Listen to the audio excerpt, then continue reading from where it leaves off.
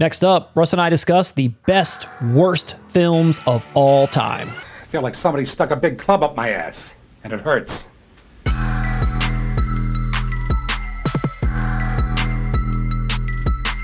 Welcome back to 4K Kings. My name is Matt. And I am Russ. And today we are back with a roundup of the best, worst films in cinema history. Movies so bad that they're so good.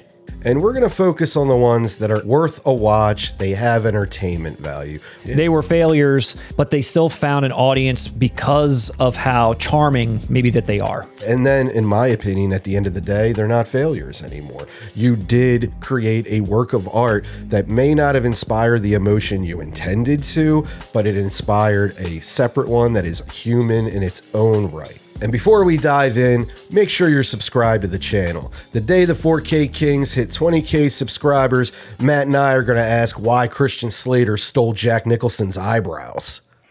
That's the stupidest question I've ever heard. One of the most common best worst movies of all time that I think is in everyone's awareness is the film Troll 2. It should be. It had a documentary with the same title as this segment. Claudio Fragazzo, also known as Drake Floyd, that's the pseudonym he went by as he directed this movie. Despite this movie being called Troll 2, it actually features goblins, and the goblins turn people into plant matter and then they eat them.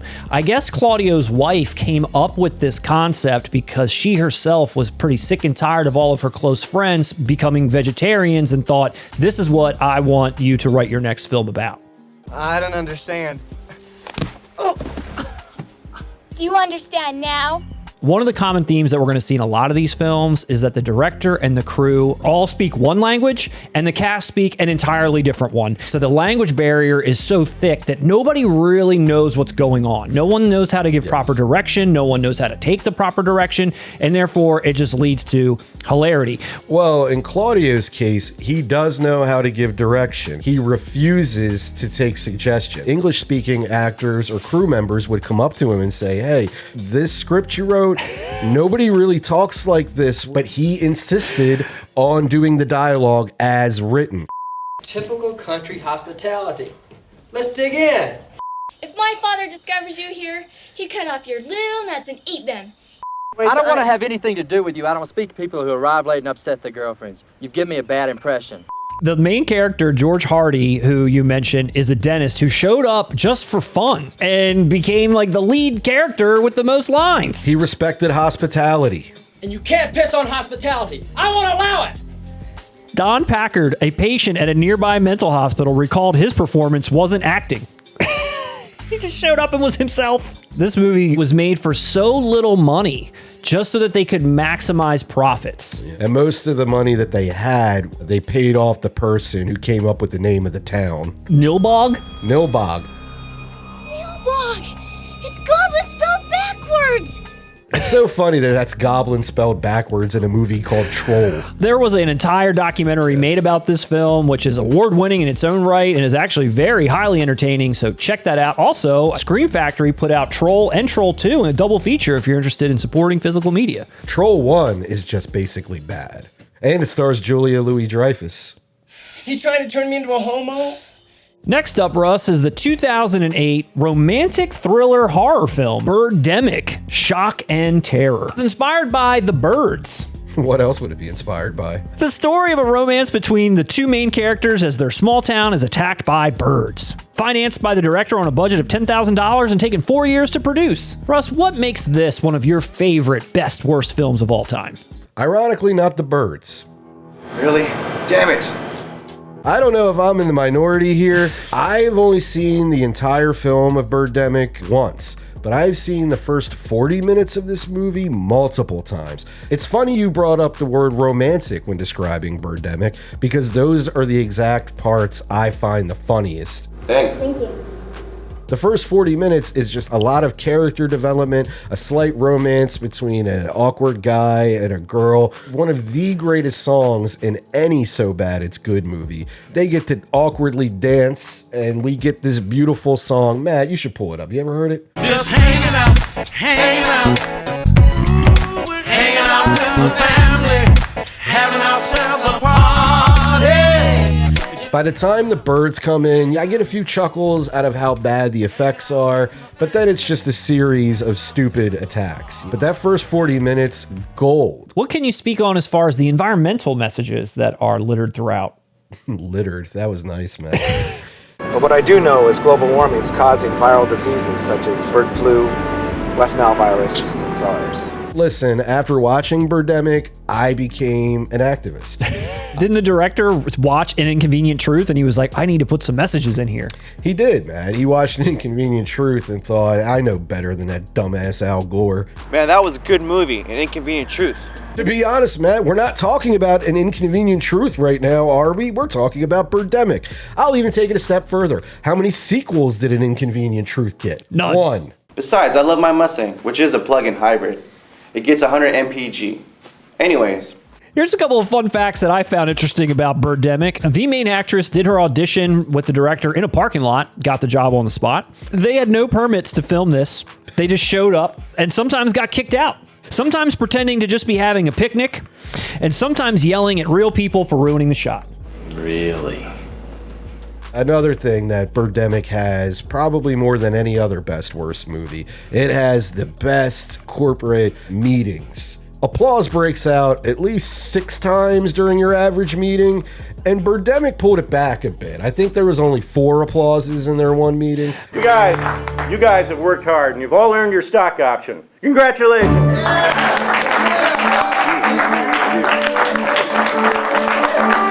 That's the level of authenticity I'm looking for in my office meeting scenes within film. I'll say it again. You did not see that in An Inconvenient Truth. One of my favorite facts about this film, though, is that actors had to double as crew members and that they put fake crew names in the credits just to make the film seem more legit. Although this has been noted as one of the worst films of all time, it did receive 2 sequels. And for those of you that support physical media, Severin put this out in a box set. I know, I own the Blu-ray. You know the real reason we need it on 4K? I mean, it was shot on a floppy disk. Now I'm telling these motherfuckers that if they continue killing our children to make their precious millions that they deposit in their secret Swiss bank accounts. Counselor, before your lawsuit even gets off the court clerk's desk, I'll have their stinking bodies in garbage bags and ship them back to Japan for fertilizer. Got it? Next up on our best worst movies of all time list is 1991's Samurai Cop. This is a direct-to-video action film written and directed by Amir Shervan about 2 tenacious police detectives who seek to stop Katana, a renegade Yakuza gang, at all costs. They certainly are tenacious. Right on. The main actor, this guy who looks great by the way, had no experience with weapons, and the director had no experience with directing. So they were a match made in heaven. Many of the fight scenes were choreographed minutes before they were filmed. And it shows. I don't give a fuck. When the star himself thought that filming was over, so he cut his hair. And then he was like, no, come back for reshoots. So they put him in a lady wig. And there's so many times where there are close-ups of him, shots of him in a baseball cap. And it is so obvious that it's bad and fake and terrible. What else could make this movie more brilliant than that? Have you been circumcised? Shut up.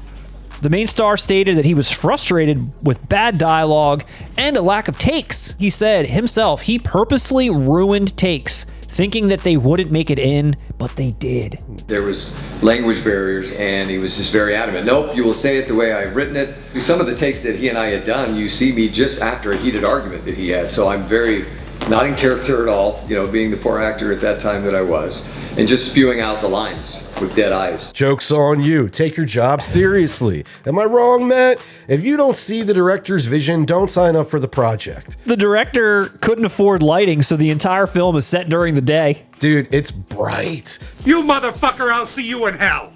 Leave me alone. Get a job. Many of the voices had to later be redubbed, but nobody came back to do the redubbing. So the director himself did 90% of the redubs, and he used weird like warping techniques on the voice to try to make them sound different. In no way we go under Fujiyama's flag. Where did the tall guy with the ponytail go? Who could shoot us in a mafia boss's house? One of his own men. All of these things combined make this one of the best worst films of all time. We could probably do a whole segment on this alone. I'm sure plenty of other people have, but we wanted to definitely give it its due in this segment. Samurai Cop never really got a proper release until much later in its life, now that everyone appreciates it for what it is. Art. And allow me to stress this point. It is entertaining. You will not be bored. There is an odd internal logic to it that keeps it entertaining while you're laughing. Don't take our word for it. Just watch this scene when he meets the blonde chick in the hospital. Would you like to fuck me?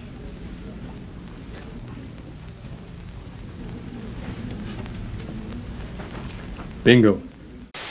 Next up is 1982's Pieces, also known as The Night Has 1,000 Screams. Film scholars have summarized this film as a hybrid amalgamation of body horror films and the pioneering splatter films of Herschel Gordon Lewis. Additionally, they have criticized the film for having a transparently misogynistic narrative, as well as resembling the aesthetics of pornography, featuring scenarios similar to those found in contemporaneous adult films.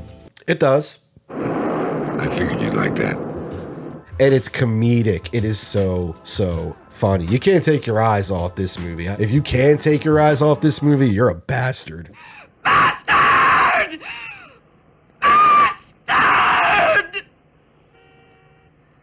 Bastard! Starring Christopher George, Paul Smith, Edmund Purdom, and the incomparable Linda Day. Christopher George, famous for TV's The Rat Patrol.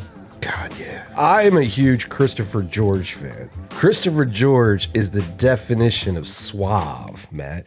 He married Linda Day. That's nice. Who played Bruce Lee in it? Bruce Lee. L.E. Bruce Lee as Mr. Chow. He was a Bruce Lee impersonator. He just pops up in one scene. And the fucking filmmakers were like, he's Bruce Lee. This is awesome. So, like, just attack. Oh, I am out jogging, and next thing I know, I am on ground. Something I eat. Bad chop suey. So long. Take it easy. The director was also known for being very proud of the visual effects. That is one thing you can credit Pieces with. The effects in that movie are very well done.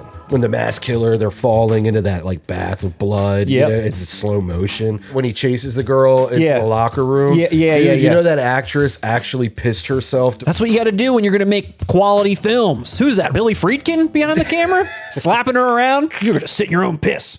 And afterwards, he embraced me and thanked me. It's silly. It's absurd. It makes no sense. Whole scenes come and go without a link to anything else in the film, but it may be some of the most fun you'll ever have being scared at the movies. And doesn't it have one of the greatest last jump scares of any film you've ever seen? Yes. And again, it makes no sense, but it's so worth it. And thank you for showing me this film, Russ. 1982's Pieces.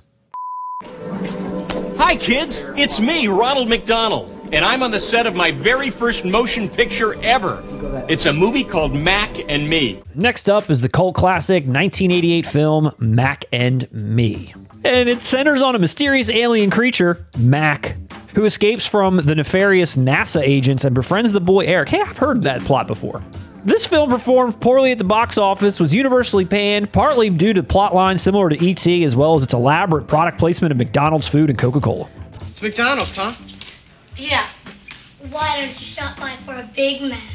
I did my part. I saw this in the movie theater, Matt, when I was 6 years old.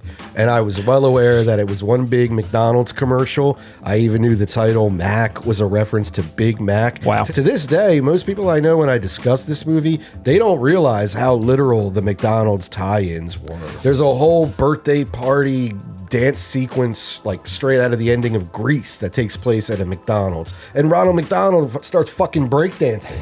What makes this movie so bad that it's good? It has every making of a so bad it's good movie. A direct ripoff of something, one big corporate advertisement, nobody involved is interested and just there for a paycheck. The director said he was hired out of the blue. He said literally everyone was hired and he said, okay, well, where's the script? And they said, we don't have a script. You wouldn't believe it. Is there some redeeming factors and qualities to this outside of the mockery that we've just given it? Entertainment. As I Yep. said, I got to keep coming back to that. It's cheesy, silly. You are going to laugh. Gene Siskel of the Chicago Tribune gave it 1.5 stars. Wow, really? But it does have a loyal fan base. I mean, we support Physical Media. Vinegar Syndrome, they just put out an impeccable VSU of this film. It's definitely got its fans. It's definitely got people out there that probably watch this more than E.T. Everyone knew that this was basically a joke, but that's sort of like what made it endearing to a different audience as people kind of like digest this over and over, and you remember it as your youth, and now you're rebuying it in your 40s, and you're loving Mac and Me all over again. I mean, it is sort of, in a way, a document of history of how corporate entities could put out basically propaganda disguised as films. That's an era. We don't live in that anymore. You're not going to see a movie come out today that's going to showcase Chipotle. As much as you want to see it. Diarrhea, the movie. You must be kidding, aren't you? Next up is 2003's The Room, another title that you could kind of consider another godfather of one of these types of films. It's actually one of the first movies that I watched that opened my eyes to the world of so bad it's good films. And then you go back and you're like, wow, there are many more films just like this. That is a great way of describing The Room. It's the perfect gateway for enjoying so bad they're good movies. How can they say this about me?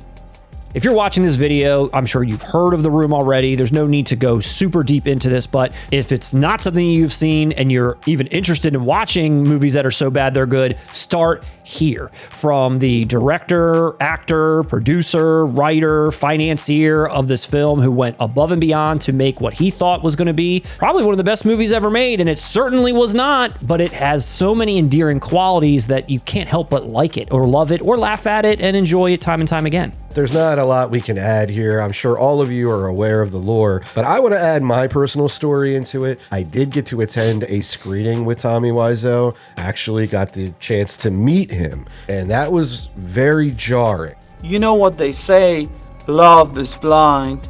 I've gone to these convention type environments and I've met actors, but when you meet him, you're meeting Johnny in The Room. He is that guy. Do you work? Yes. Okay, do you save money? No, really. Well, see, that's the problem with you. That's the problem. Tommy saved money. That's why he has all this money. He talked like that. He acted like that. When he addressed me, he did his little ha ha ha ha. Like, if this dude is acting, if this is a whole big gag, wow, he is better than Andy Kaufman. Many people watching this probably assume right off the bat, like, wow, this guy's just a bad actor. Like, he is not good in this at all, but he's just him. I mean, he is a bad actor, but he's not acting. He's not acting bad. Not always. I'm sure James Franco took some liberties with the Disaster Artist film, but watching that as somebody who had only seen The Room a handful of times, I actually really got a lot out of that movie just to understand how the movie was made and where this guy is coming from. Because you don't really get that from watching this movie. You just kind of think, oh, this guy just really put a big piece of shit together and now everyone laughs at it. There is so much more to this person and what he was trying to get out of this and convey. He really cared about what he was doing, and I don't know that that comes across. Didn't succeed the way he intended it to, but it succeeded and it's brought joy to many people's lives. And that's an incredible feat for any artist, whether intentional or not. We have one more left, one that we've talked on this channel before. 1987 martial arts film, Miami Connection.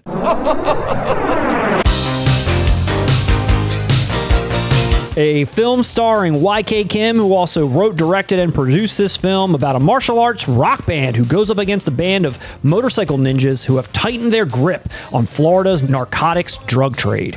And if you think Matt was just playing a game of Mad Libs, he wasn't. That's the plot. Whatever you say. This film was unseen and thought to be lost until discovered and restored by Draft House Films, and then later the rest of the world got to see the majesty of Miami Connection. This guy, YK Kim, takes out loans, borrows from friends, spent his entire savings, mortgaged his Taekwondo studio, all to make this film. Many of the distributors literally said, don't waste your time, just throw it away, it's trash. That's bullshit! It did debut in 1988 in a theater. It flopped. It was called The Worst Film of 1988. It was purchased on eBay for $50 by a programmer at the Alamo Draft House. They screened it. After it had a great reception, the rest is history. I'll go a step above what you said, Matt. I personally consider this to be the best worst movie of all time. I think it's better than The Room. You never told me that. I honestly think The Room comes really close, but there are moments that teeter on boring. Miami Connection has none of that. Miami Connection is firing on all cylinders from the opening scene to the very end. Any way you look at it, for comedic value, you are going to find it, and then you're going to enjoy it, watch it again, and you're going to start realizing, wait, there's actually some talent here, particularly with the soundtrack. The musical force behind Dragon Sound was the lead singer and the guitar player, Angelo and Kathy. They were actual musicians, and they wrote the songs.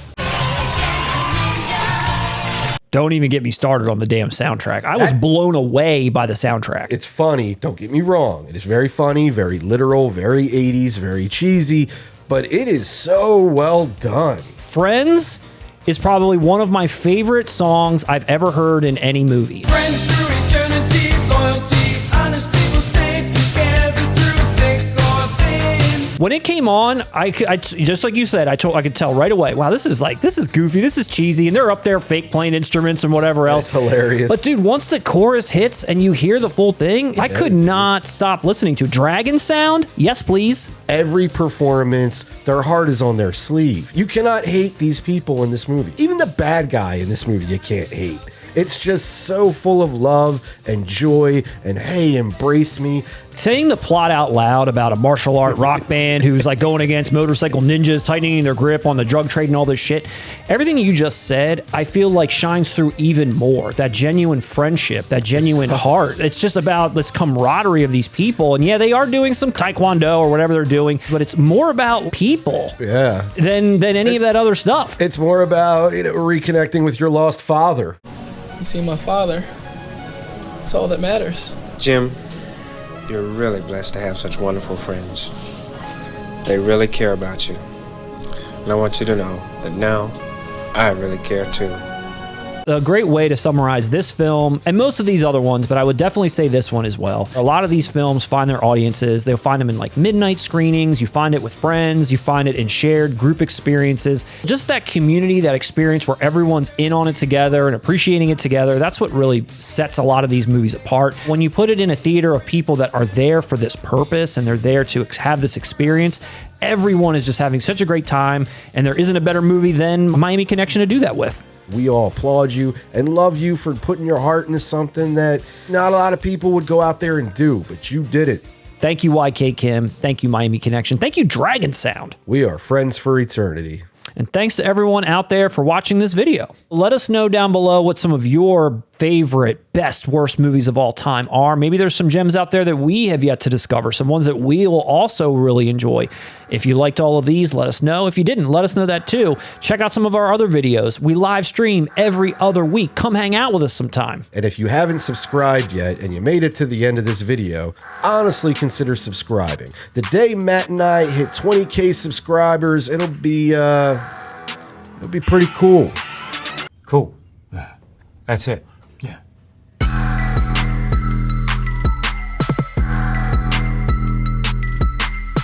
Come back here, you motherfucker!